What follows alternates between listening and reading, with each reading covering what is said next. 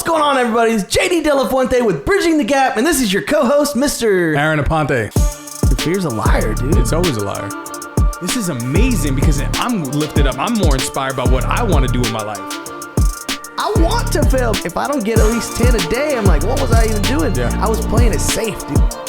You're learning from other people in their fields, and it's only going to allow you to grow in your field. Guys, we are super excited to be back here with you.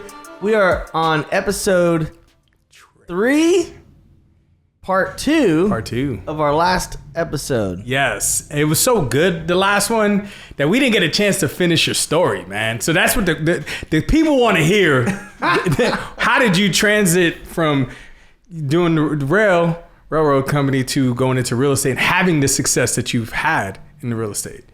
Man. Share that story, man. Open up. We want to hear it. The people want to hear it. Dude, when we got done with that podcast last week, I was just like, man, it took a lot out of me, but it brought a lot back to me. You know, whenever you're like, when we do these, man, it's like you're sharing it like the real deal. Like you're sharing from the heart, like what you've been through, right? So it was 2019. So you figure we're in 26, right? So it's been all of these years that it's almost like it's not real life, but it actually happened. Yeah. And then what I love is it kind of like resurfaces some of those emotions, and it takes you back to a place of appreciating everything that has happened. Yeah. So I'm excited to like kind of, reveal those things again, because ultimately I think when I left and I had, reflection time on what we were talking about, and I'm talking to Shayla about those things. Like, remember how I was telling you, like, she wrote my resignation letter. Yeah. And I was telling her that story, and then I told this story again to a guy at this Brokers Open last week, and I was telling him, he was like, yeah, you just got to, his exact words were, he's like, you just got to take that leap. And I was like, whoa, dude, stop. I was like, we were just talking about that on our podcast last week, and he was like, oh, I can't wait to hear it. And I'm like, it was literally what we had just spoke about on our podcast about taking that leap. And I told him about how, like, I shared that with you because it's like one of my favorite things I'll never forget is whenever Shayla said, if I was as miserable as you, I'd hope you do the same thing for me. Mm. And like, that's just something that makes me love her more than anything, because that's what it was, man. She wrote the resignation letter. She said that. And that's when I knew it was like, okay, we're doing this. Like we're moving in a different direction, and it's happening right now, whether I like it or not. Cause she was like, you ain't got the balls to do this. And I didn't. And she didn't say that, but that's pretty much what she was saying in so many words. Like, I'll write your resignation letter. I would have believed you if you said she said that. She maybe did say that. Low-key, I would have believed you. I was saying it after it all happened. I was like, man, I didn't have the guts to do it. So thankfully, they say behind every successful man is a powerful woman. Mm-hmm. That's the fact, dude. But yeah, man. So from the transition, it happened fast. It wasn't a fast process to it happening, but once it happened, it was like, when you jump, you jump. Mm-hmm. And at some point, you realize nobody's catching you, dude. Like, you're on your own here. Nobody. And like I was telling you, man, that last episode, I was like, dude, I was like the brokest I'd ever been. I was like, what are we even doing? Mm-hmm. One of my mentors was like, make sure you have 6 months of reserves to pay this, this, and this, and then make sure this and this. And I was like, yeah, okay, yeah. Okay. And then just like shot it all out the window. Yeah. And I called him. He told me this like a week before, and I called him the next week. I was like, hey man, so I quit. He was like, what? Oh, congratulations. He's probably thinking like, idiot. You didn't listen to anything I just told you, did you? But yeah, man. So I had been, while I was working there at the railway towards the end of that deal, I was studying for my real estate license. Meanwhile, we were still in the investment world. We were still like buying houses and like rehabbing them and renting them. And we were building out the rental portfolio for long term, right? So I was trying to go, man, if I can make X amount of dollars in real estate, I could afford to leave here, And at that point, they were pretty much trying to fire me anyways, because I was hardly ever coming to work. Yeah. Because I hated it, man. I was miserable. So I was looking for any outlet to like make additional income. I was playing music almost full time with several different bands professionally at that point. And that allowed me, some other income. I was kind of just supplementing. But ultimately, when I left, I wasn't financially stable, and that's pretty tough for someone who's got 2 kids at the time, a wife, a house, bills, right? And you feel like all that weight. But I knew that God was going to have my back, dude. And he was like carrying me through this, and like all the weight was off my shoulders completely. And that's really what allowed me to feel peace. And I'll never forget the first day that I woke up unemployed. And I woke up just like I did every other day, about 5:30 in the morning, 6 o'clock. And I got up to get ready for a workout, and it felt free is the best way to describe that. I felt so like my eyes were just open, my ears were open, and I was just listening. For once, I could feel like myself just go, okay, I'm all ears. My eyes are wide open. I am going to take whatever steps and whatever doors open from here. I'm opening them and I'm running through them. And when you've been in a place where you're financially broke, you're like, you're going to do whatever it takes, man, to like get going. And that's where I was, man. I'm like, I don't have a choice now, right? I've already, like, there is no parachute saving this deal, because I've jumped, and luckily I'm on my feet, and I'm in a good headspace. And I was so thankful for the opportunity that was in front of me. I was like, man, I don't know what this looks like. And I had no clue what life was going to be in 6 months or a year or now, fast forward. I couldn't even have dreamed of the success that we've had to this day sitting with you from 2019. I mean, I didn't even know that this life existed as a kid. And Shayla and I were just talking about this yesterday, because, we always say, oh, we want to do this for our kids, and like we're doing it, but at some point you've got to go, all right, like last night we were driving home, and what we want is for them to grow up and be responsible. We want them to have good work ethic. We want them to create their own, wealth in their own life, right? They don't have to, I don't care what they do. I could care 2 shits if they decide to get into real estate. Don't, it doesn't matter. But what I want is for them to learn the value of a dollar, learn responsibility, and learn how to grind. Yeah. Nobody's coming to save you, and nobody's going to give you shit in this life. If you want it, go earn it. And I want them to understand that. So we kind of struggled, a little through the conversation last night of going like, we've got to make sure they understand what it takes to build their own life, right, of success, whatever that looks like. So, I just want to, I'm just thinking that out loud and going, I don't know where we, at that point, so it's 2019, and I guess the first couple of steps from there was it was September 17th when I left. I didn't actually get licensed until December 18th. Shayla says I was on a vacation. She's like, yeah, you went through this grind mode as soon as you quit, and you were like, envision this, envision that. And then all of a sudden, I'd call you for 2 weeks, and I was just on a boat with my dad fishing at the lake. She's like, what do you do? I was like, I'm at the lake chilling with dad. She's like, you working, or are you just taking a vacation? And I was like, she's like, you left the railway 2 months ago, right? And I was like, oh, yeah, I need to get to work. I'll never forget, dude. I was on the boat with my dad and some people. We were jamming music. We had the guitars out there, just hanging out, fishing. And I was like, yeah, I need to get my crap together. Right? Yeah. She's like, funny. She's like, dude, the vacation's over, dude. That's cool. You left the railway. Now what? Let's come on. I swear our paths are so similar. These bills ain't gonna pay themselves. I mean, everything you're saying, literally, when I quit my job, I was binging shows on the couch, and one day Robin comes in, and I'm laying on. This is literally 2 weeks into not working full time. I'm laying on the couch, straight up, just in my boxers and tank top, just watching Netflix or whatever TV. And she's like, "What are you doing?" I was like, "Chilling." She's like, "You quit your job, you know that, right?" And I'm like, "Yeah." She's like, "How are you making money laying on the couch?" I was like, shit. You're right. Because you don't realize that transition. You're so used to work. And you were so miserable for so long that when you get out of it, you're like, well, what do I do now? You know, like, what's the next step now? So anyway, back to your story. That's so funny. For real. I could just see that, too. Yeah. Like, that was me. I was like, man, I'm just chilling, dude. Taking the kids to the park. We're just like, almost like a preteen where he's like, you don't care about anything there for a minute. Like, it's like, yeah, you got no bills. You're just chilling. No responsibility. Just like eating Hot Pockets, like whatever, and just kicking it. Old school Hot Pockets. Not the new stuff.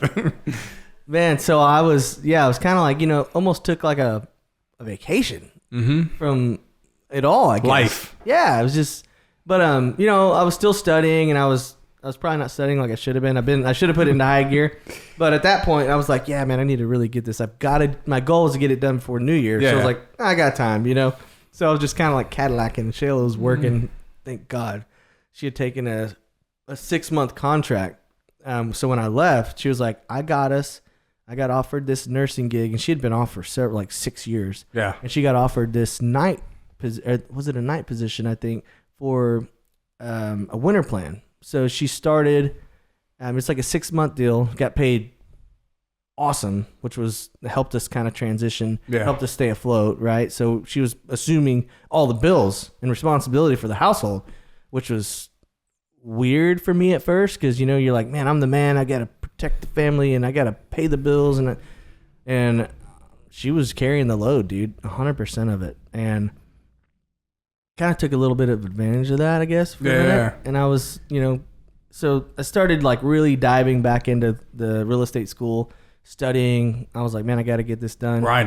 Grind, dude. I mean, I was at the library every single day, for hours. Love it. And I'm just going through all my stuff. I was taking the prep class, and because I'm not a huge test taker, I'm not great at taking tests, never have been. And so I knew, like, one of my mentors was like, you better know all of that information when you go in there, because if you don't, then don't waste your time on it. It's not like let's just see if I pass. Right. Know you're going to pass, feel confident. So I knew it was going to take me extra effort to get there. So, man, I'm in the library. I've got this corner that I go to every day. It's got these big windows overlooking. I was in Azle Library, and it overlooks the entire park. So it was like a cool, then you could walk out on the patio, and I just that was my workspace. And they used to come up there almost every day and see me, like, for lunch. Or the boys, they would go run around the park, and I'd come out and I'd hang out with them for a little bit, and then I'd go back to studying, be on the grind, and they'd go home. And I did that for about 6 weeks, and finally felt like I was confident enough to do it. Took the test, got rolling, and passed my first time, thank God, and just took off, dude. And I knew once I started, I'm one of those guys, dude, like, when I go, I've got 2 speeds. It's either full speed or like no speed. Right. Anything I do, it's excessive. Sometimes it's not great because I do bad things excessively too. Yeah. This was like a grind that I'm like, man, when I hit the gas, dude, they ain't a damn thing getting in my way. And I just I couldn't wait to get there and hit the gas pedal. And I was antsy, man. And I knew I needed to prepare myself prior to. So having that family time, having all of those, those slow times were okay in my brain, because I knew, man, when I hit the gas, dude, I'm going full speed ahead. I'm going to conquer whatever gets in my way. Right. I will succeed. I knew I was going to crush it. And the first year, I announced that I was going to start real estate January 7th. We got home from a ski trip, and I was like, all right, dude, I'm hitting the ground running. January 7th, I closed my first deal February 7th of 2020. And that February 28th, Shayla's last day was the last day of her winter plan. So I'd already closed the deal, super excited, got a bunch of momentum going. We're just like full speed, dude. I'm like, man, I'm marketing like crazy. I'm like, I called 3,600 people probably that were in my phone. I started on A, and I went all the way into, I don't know when I actually stopped, but I didn't stop until I was so busy that I I didn't have time to call anybody else. Yeah. It was the coolest thing, man. Like I said, I learned that from you, fool. Yeah. You taught me that. Start on A. Hey, work your way to Z. Work your way to Z. And I bet I didn't get through 10 alphabetical letters before. Every day I would start in the morning, and it didn't matter who it was. I would call him. I didn't care who it was. If I hadn't talked to him in forever, I was calling him. Everybody knew that I had left the railway. So as soon as I called them, they're like, man, I heard you left the railway. They would start the conversation. Oh, I heard you got into real estate. I'm like, yep, full speed. And so I never had to like bring up real estate. It just kind of organically, naturally came to the conversation. I was just doing what I knew best, and that was talking to people. Yeah. So I'm pacing my street every day, dude. I'd walk outside of my office. My office at that house at the time was like faced to the street. I'd watch the sunrise, and then I would drink my coffee, and I'd just be out pacing the sidewalk, get in the street, and I'd pace up and down, and I'd just call until I just couldn't. And then the next day I'd mark my spot, and I'd start the next day, and eventually it was crazy because the people that I started out with it took 3 weeks, right? And then they would somehow it would come back, and those people would they were seeing what I was doing on socials, and then they would circle back and be like, hey, I'm actually been seeing what you're doing. You know, it was all about the connections and the phone calls that I was making to get started. That was like the most important part of what kickstarted my business.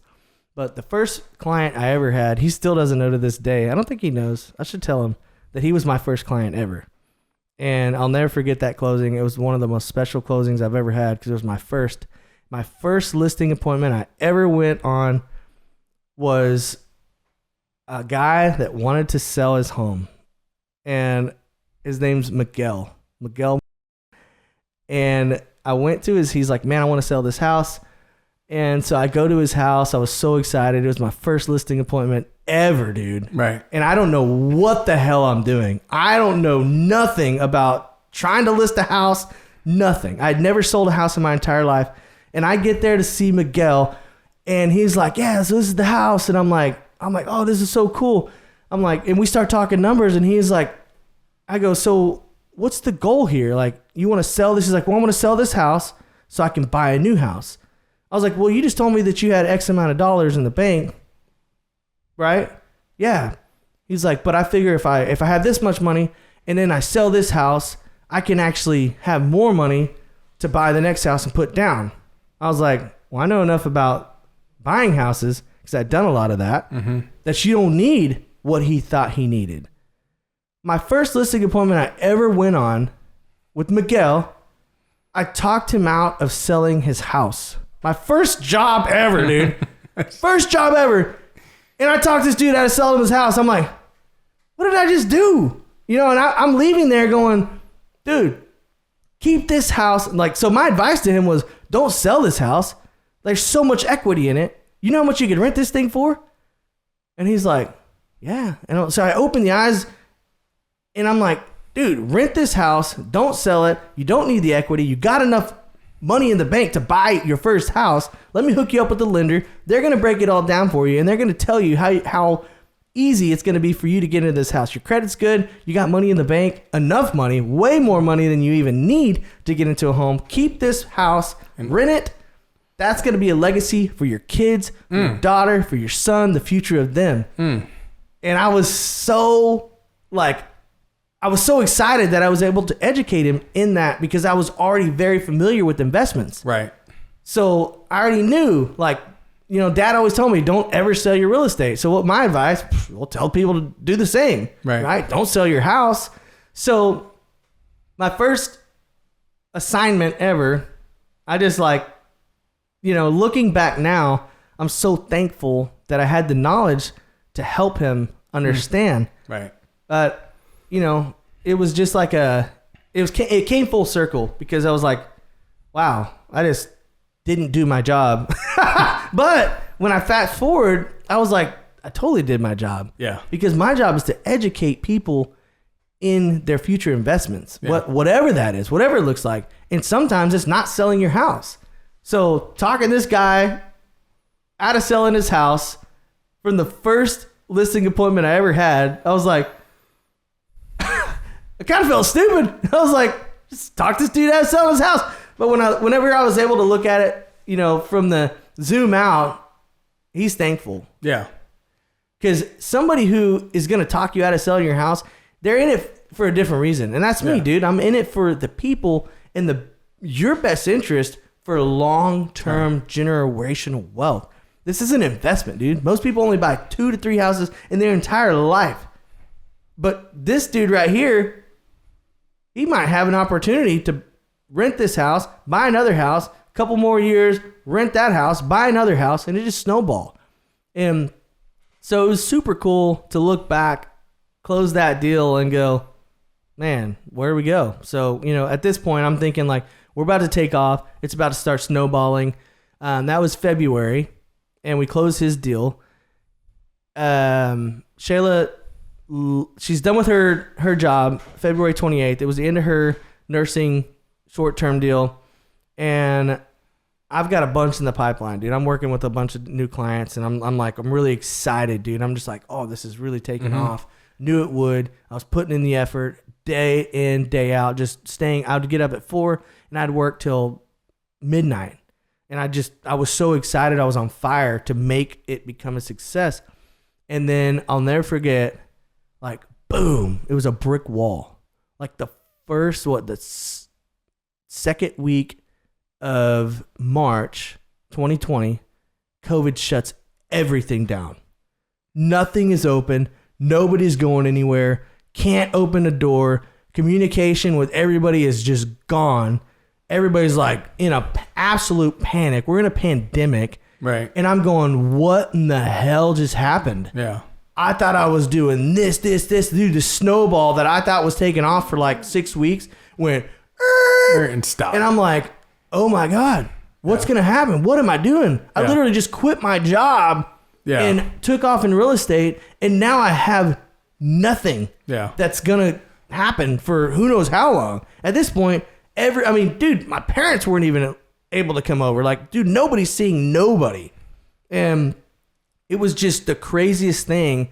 I'm like, well, here we are. Now what? Mm-hmm. And at that point, you start going, okay, God, like, I'm not sure what kind of signs you're trying to show me here, but you literally just shut the world down. Like, we haven't seen anything like that in my lifetime, ever. And haven't seen a lot of people's lifetime. Not even since then, right? And yeah, a lot of people's lifetime. So it was a lot of uncertainty at that time. And ultimately, things kind of like leveled out, thankfully. But something that came out of that was a historical low interest rate. Yep. They were in the 2s, dude.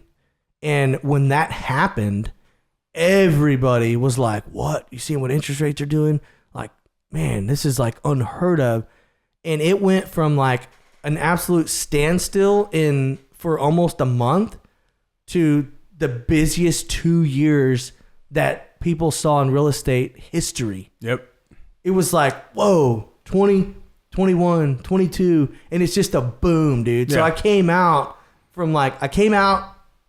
firing, and then hit an ultimate low. I mean, the ultimate low that you could ever imagine, because you don't know what's about to happen. How long is this going to last? How long is it going to be shut down? Am I going to pay my bills? Yep. Are they going to foreclose on my house? Do we need to start selling our assets, everything that we had worked so hard for? Do we need to dump that? Are my renters even going to be able to pay the mortgage? Are they going to foreclose on me because they can't pay? Right. And all these things start going through my head. I'm like, the sky is falling, right? But every day I still got up and I would still grind. I still got up. I would work out. I still got up, I was playing with my kids, and I was probably happier in that month than I had ever been. Mm-hmm. And people were calling to check on me. They're like, dude, you just left the railway and the world's shutting down, And I'm like, there's something about that. And I'll never forget, I was pacing my driveway once again, talking to a friend. And I told her, I said, I'm not worried about this because God's prepared me for this. And and it all started with you, dude. Like back in the day, it all started with mindset. And when your mindset is so strong, it's almost like you're wearing armor, dude, and nothing can like attack you. Yeah. So when that shit started hitting the fan, I felt so protected and so confident that I knew anything in this whole world could happen. But if my mindset was strong enough and I was able to put on my armor every morning when I got up, nothing could stop me. Yeah. And I was so confident in that, dude. And I told her, I'm like, I'm prepared for this, dude. I am not worried. The stress is just, it's non-existent. And when I started to go back into that mindset of going, dude, I don't care what happens. I'm going to overcome anything. I'm going to kick its ass. Yeah. That was my mindset, dude. Nothing could get in front of me, dude. And if it had not been for the preparation of mindset to that stage and that season of life, it would have killed me. Yeah. It would have absolutely destroyed me. Had that happened 5 years prior, I wouldn't have been ready mentally. Yeah. It was all a mental battle, dude. And we got through it, right? We ended up closing like 20 deals that year. Dang. In the first year of real estate. And my goal was 12. We crushed it. Might have been more. It was around 20. And I was like, in the middle of the world getting shut down for several months, we started doing virtual showings. We started selling. I sold a deal. I sold like a $600,000 brand new build over a FaceTime video from a family that was coming from California. Damn. They were so upset with everything that was happening during COVID. They're like, dude, we got to get out of here. It was just a whole nother world there. Yeah. Of, you think like Texas was shut down. Imagine what was happening there. We started to open back up and they were like, dude, we got to get out of here. Like, I don't even want to get into some of the things that were happening and what the state was doing and, the school districts were doing. But sold them a house on FaceTime, dude. Virtual showings. They didn't even see the house. They had closed on it while they were there. They didn't even see the house until they got to Texas. And it was with a U-Haul truck, dude. They were here. So that's the kind of transitions that were happening, dude. You'll find a way. You'll find a way to get the job done. And you had people that were crawling up in a ball and going, oh, man, what are we going to do? Or you had people that were going to make shit happen. Yeah. You're going to get shit done. And that's what we did, man. We put it into high gear and like, okay, cool. You can't come here. We can't meet, but I can still show you a home virtually, video, FaceTime, all these Zooming people. I mean, dude, it was the craziest time. And then it was like a mega real estate boom. We crushed it for several years and went from, quadrupled my income. Literally in a recession. Yeah. Like, who does that? It was unreal, dude, to look back and go, how on earth did that even happen? Yeah. But the real estate boom was real, man. The interest rates were historical low. It ended up being one of the best seasons of real estate that I've had since starting. So, man, 2022, we started our team. And I'd only been doing real estate solo 2 years. We started Delaware Realist Group in 2022, and for the first 8 quarters in a row, we were top producing team within our brokerage every quarter. And to start off, it was just my sister and I, Letty, and we didn't know what we were doing. We just knew that we needed to have each other's back and that we were missing opportunity. Her and I weren't working together at the time. She was an agent, I was an agent, and at some point, we realized that we were working against each other if we weren't working together. And what I mean is, like, sometimes, we'd get people like, well, we didn't want to hurt your feelings or we didn't want to hurt her feelings, so we just went with somebody else completely different. It's like, we just shot ourselves in the foot there, right? Yeah. We just missed opportunity. So we thought by locking arms, we'd do better together. We're throwing out a wider cast net and going, all right, let's serve the people of our community together. Because if they trust you, they trust me, they're going to trust us both even more together. Yeah. And that's when we started Delaware Realty Group, man. It was something I never saw coming. Never in my wildest dreams. You would have told me 3-4 years prior to that, because my sister was already a realtor. She was already doing real estate. You'd have told me that her and I were going to lock arms and move the needle as fast as we did to today's time, I would have been like, you're crazy. Yeah. There's no way I'm working with her ever. That's what I thought in my head. But God had other plans, man. And he put us together in the same room, the same team. We took off running. We had the same community that we've grown up right here in River Oaks, dude. Like where we're sitting right now is our hood. You can walk outside, go to the corner store. I'm going to know somebody. That's just, we know everybody here, man. We were born and raised right here on Barra, dude. Went to Castleberry. Everybody knows us in the community. So I think us partnering together was able, it allowed us to just like cannonball, dude. Yeah. It took something like this to here. Explode it. And now we're doing it, dude. We're living it. I mean, has there been struggles? Oh my God, there's been struggles, dude. Tons and tons of roadblocks. We've got beat down. We've been broke. We've had funds. We've had built team. We've had teams fall apart. We've lost team members. We've added badass team members. It's just been a whole whirlwind of success. Mm-hmm. But it's the real estate roller coaster, dude. Yep. It's the real estate roller coaster. February 28th, when Shayla left that hospital for the last day, we were on an ultimate high. Everything was just crushing. March 14th, 13th, 14th, we hit an ultimate low. And I'm talking the real estate roller coaster was here. In less than a week or two, it hit rock bottom, and it's just flat. We're flatlined for like 2 weeks, 3 weeks, a month. Nothing's happening. All of a sudden, everybody starts coming out of the woodworks. Interest rates hit rock bottom. Boom. All of a sudden, it's just like, what? And it just went up for like 2 years. Dang. You thought like nothing can stop this. Right. But it's the real estate roller coaster, dude. Yep. Everything that goes up must come down. And we're here. And I'll never forget going, I don't think life could get better than this. Yeah. Like nothing can peak this. I was the happiest I'd ever been in my life. It wasn't about the money. It wasn't about the success. It was about the time, freedom that I was able to have with my kids. It was able to buy us a new house.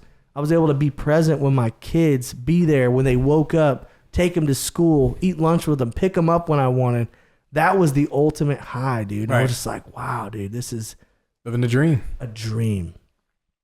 So the real estate roller coaster, dude, is so real.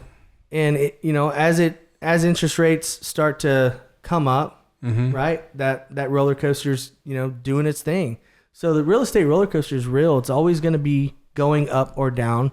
People are always like, well, what's the market doing? I'm like, oh, it's a real estate roller coaster, dude. It's market's going to be the market daily. Yeah, the market's going to be the market, and you're always going to overcome. That's what I love about it, dude. It's always testing you. You're learning new things every day. It never stays the same. So the ebbs and flows, the real estate roller coaster is taking you on a ride every day. Yeah. Who knows what that's going to look like, right? But, man, it's just been a dream, man. I can't even, like I said, I didn't know, like circling back to like what Shayla and I talked about yesterday was like, we didn't even know this life existed as a kid. Mm-hmm. We were poor. We were broke. Grew up that way. Small town, small minds, small-minded people, dude. Yeah. You hang around small town people, they're the most small-minded people. You stay there. And you stay there, dude. And like, it's just crazy to think that like God will put you in places that you never knew were mm-hmm. even, he'll open doors that you never knew were even possible. Or existed. Mm-hmm. And it's just, I'm just so thankful, man. I'm so full of gratitude that I couldn't imagine living this life. Yeah. Is it perfect? Absolutely not. Absolutely not. There's failures, there's struggles every day, but I'm thankful for them. Mm-hmm. And the gratitude that I feel every morning when I get to do what I get to do is amazing, man. Love it. It's good stuff. Man. You said something about, putting that armor on. I think one of the best quotes I've ever heard was from David Goggins that when you work out, you get callus on your hands, right? Your hands get stronger. But I mean, even if you don't work out, let's say you work in the fields, your hands get strong. You ever shake somebody's hand, like a farmer's in the hand, they shake your hand like, man, what the hell? What do you do? Right? Or someone who works out a lot, they got callus on their hand. Well, when you constantly train your mind, you build callus on your mind. And I thought that was the most powerful thing, because life is going to attack you, hit you, like you said.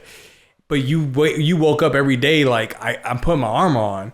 And I think that so many people that's listening to this podcast or watching this right now have to understand, you cannot go out there and just be, all right, I'm going to take whatever punches I get. No, because life will knock you on your ass, and most of the time you stay down. But when you start building that mindset and that consistency and having that callus on your mind, you get stronger. Like, man, that's all you got. You know, like the devil's always going to try to test you, right? But at the end of the day, it's like, you know, you got to find a way to fight back. How bad do you want it? Like, how bad do you genuinely want that success? How bad do you want to, you know, reach your financial goals or reach your family goals or whatever the case may be? And, you know, show your loved ones and your kids, I never gave up. You ain't got no reason to give up. I know what struggle feels like. But I also want to know what's on the other side of success. Because a lot of people, for me, I've heard over the course of my career, I'm afraid. What are you afraid of? Failing, or are you afraid of succeeding? What are you afraid of, right? And so I always have this mentality, you can't be afraid of failing because you've been failing your whole life. Right. And then they're like, what do you mean? Oh, I have a good job. And I'm like, did you fail in school when you were growing up? Yeah. Did you fail at sport? Yeah. You failed at something in life. You failed at relationships? Yeah. Then you know what failing feels like. So you ain't afraid of that. You're afraid of succeeding because you have no idea what it feels like. Man. So I think that's one of the biggest things for those that's listening and watching, you know, to take what you shared and understand you're going to fail in some form of process. Like, you will fail. But how bad do you want it? You could have literally lied down when COVID hit. You could have been like, all right, going on the computer, looking for a job at home that could bring some income coming in. Right. But you decided to go, you know what, screw that. I'm gonna crush this. I'm gonna continue pushing forward. I'm gonna put my armor on. I'm gonna show up every single day like I got somewhere to be. Yep. And you found a way to make it happen. You didn't find a way to make an excuse. I think so many people need to understand that either you can find a way to make it happen, or you can find an excuse of why you didn't make it happen. And I think that your story, man, is so inspiring, because there's so many people out there right now that want change their career. They're miserable at their job. They want to do something. Maybe they might want to get into real estate, right? Maybe they want to do something else, walk away from something that makes them miserable. But they got to understand too, it's not, they might see what you currently, the success you have now, but they don't remember you waking up and you ain't have a damn thing. You ain't had no money coming in. You ain't had no business. Oh. They don't see that side. They just see the highlights. They don't see the lowlights, right? And so I think you sharing that story could inspire others to make that move, make that transition, and understand there will be times when you will fail, but you got to wake up and grind. You got to wake up and say, you know what, shit, man, it is what it is. I'm going to keep going because I can't stop, because I got eyeballs watching me. I got eyeballs, you know, like your kids are watching, your spouse is watching, your family's watching you. Like, and like what you just said from the beginning of this conversation, like, man, I want to set up my kids. I want them to do whatever they want to do, but I want them to have hard work. They can't have hard work if you don't. That's right. Like, if they don't see you they saw you grind. They saw you wake up at 4 a.m. They saw you working. I remember all them videos and posts. Oh, my son's, you know, he's waking up doing this stuff with me. They see you grind. High probability, you ain't got to teach them nothing because you already taught them. Right. It's installed in them. Man. You installed that into them when they were young. So everybody who's watching this got to understand, like, what you do matters. If you quit, it matters. Because guess who you're quitting on? You're not only quitting on yourself, your job, or whatever, you're quitting on your family.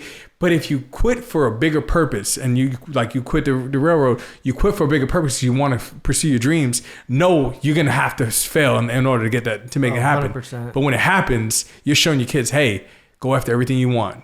Ain't nobody going to stop you. The only person that can stop you is the person staring right back at you in the mirror. Come on, brother. So, yeah, with that said, man, we can go ahead and wrap this bad boy up. Yeah. Awesome, bro. JD, that's inspiring, bro. I love it. It was like that was cool, man. I'm glad we got to share that. Me too. Just let it out and go, man. And I'm kind of like reliving it, dude, as we speak, and going, oh, you know, it's so cool whenever you talk about things that have happened in the past, because it helps them come back to life and puts things into perspective. So maybe I shared this story with you before, you know, it might have been 3 years ago, but to share it again today and everything that's happened since I shared it with you last, that gap is just like, whoa, man. And everything that's happened in between those times, it's just like, it puts everything into perspective. Yep. for for like, sometimes you forget like how far you've come. I'm one of those guys. It's like, oh man, what's next? And what else can I achieve? Yeah. But we always have to remember, no matter how far you go, don't forget where you came from. Mm-hmm. And not to, don't forget to appreciate where you come from, but also appreciate the journey. Mm-hmm. You start to appreciate that journey, dude, and you love everything that sucked and failed, and you're supposed to love it. Man, that's when you really start to, you start to compound those building blocks of your stairs that you just, so you go to the next level. Yep. So thank you guys for tuning in today. I hope everybody took away a small nugget. If you did, we want you to give us some feedback. Yeah. Tell us, give us a call, shoot us a text, email, message on Facebook, Instagram, and just, reach out to us, man. We want to connect with people. Bridging the Gap is not about Aaron and JD. It's about the people and how we can share our experiences with you guys. Yep. And just like, help you understand that everybody started somewhere. Everybody started their journey in some place, some form, some fashion. But dude, don't learn from your own mistakes. Learn from ours. Yep. If we can help you in any way, reach out and let's talk, dude. How many people can we help is the goal. And we're living the dream, brother. I love it. We're right here living it. Yep. Patrick, thank you so much, dude. The man behind the scene. Couldn't do it without you. We're so grateful for you and really excited about what's coming. So Patrick has this really cool thing, and he's gonna put us on it right now. It's called Send It or End It. Yeah, it's the coolest thing, dude. And you start to realize like who we are as people, right? When you get to know us more in general. So, all right, Patrick's on you. All right, fantastic. Beautiful story, JD. I loved hearing that, especially after the last episode. I was like on the edge of my seat waiting for the part 2. So thank you for sharing all that. Beautiful, touching stuff. We're going to lighten the mood a little bit with Send It or End It. Wah, wah, wah, wah. We need the button. All right, gentlemen. Send it or end it. AI. Oh, send it. We need it. It's been helpful. I've been using it a lot lately. But don't send it to the point where we're a bunch of iRobots and shit. That movie's starting to become a documentary at this point. Dude, I love it. I'm gonna say send it, dude. I'm with you, man. I use it daily for my business, for my life. All kinds of, man. You can do. It's a tool, right? It's a tool. Yep. It's a tool, and it's just as simple as that. We actually did a whole segment on this of AI, and here's the deal. AI is only as good as the information that you put into it. Yep. So it's the same thing as the way our brains process. And I love this analogy is that if I put trash into my brain, what's coming out? Trash. Yep. So if you in the same way, if I put good information and good thoughts and I'm thought auditing and not letting trash in, then my brain is processing positive things. Yeah. It's the armor. Yeah. So I love it. Full send, man. I love it. I've been actually using it more for vitamins and supplements and stuff that people share. I'm like, let me go ahead and pull the ChatGPT real quick and just find, instead of Googling, because when you Google, ads start popping up, right? Well, hopefully it doesn't go to that point where when you start using these, apps, the ads start popping up when you're asking questions. But for the most part, it gives you, you're feeding knowledge and understanding the basis behind what somebody might share. Or some information that's taking place, and you're like, all right, cool, I learned something new every day. But I think the benefits behind it are you learning something new every day that you wasn't going to learn before. You weren't going to go on Google and start researching it. You could click, ChatGPT and just pop it in there real quick, and it breaks everything down in a different perspective. Like I've been lately researching sleep. As you age, benefits of sleep. And I'm like, oh shit, I didn't know that. I did not know some things that I once researched before. So I think there's so much benefits behind it. Although there could be a lot of stuff that could be bad with it as well. But for the most part, I think it's right now in this day and age, it's good to be used, but use it properly. Don't overuse it. Right. Don't allow it to take over your life, because then you're not going to be a human being anymore. Right. So absolutely. What about you, Patrick? Send it or end it? I think you put it perfectly. It's a tool. It's like I think of it like a knife. as long as you're using it to butter your bread and not stab your neighbor, Yeah. Good perspective. send it all the way. I love that. But I think we should be careful with it. To rely on it too much. Yep. And it can be scary, but change is scary, and I think it's going to be good long term. I do too. What's it gonna look like in 10 years, right? Man, robots everywhere, but it's all good. Yeah. Fantastic. Send AI. All right. Send it or end it. Karaoke. Bro, send it. I know JD Full was gonna send it. Dude, we'll do it right now. Literally, karaoke, full send. Like, name the song, we're singing it. Like, that's what's. Yeah, that's me, what's I'm going gonna down. end the shit out of karaoke. I'm a karaoke in my car. I karaoke if I'm drinking. But if you send me to a karaoke bar, I'm be like, I ain't doing that shit. No, dude, car karaoke though, that's a thing. That's the thing. When you're with your family, dude, Low you're on key a though, road car trip. karaoke is legit.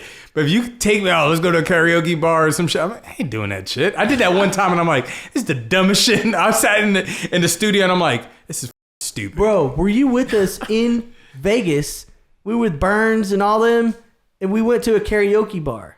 And I ended up singing Yeah, I was there. with this guy Yeah. on stage, some song. Yeah. Dude, I still got the video of that. That just reminded me. Yeah. Wow, man, that was cool. What about you, Patrick?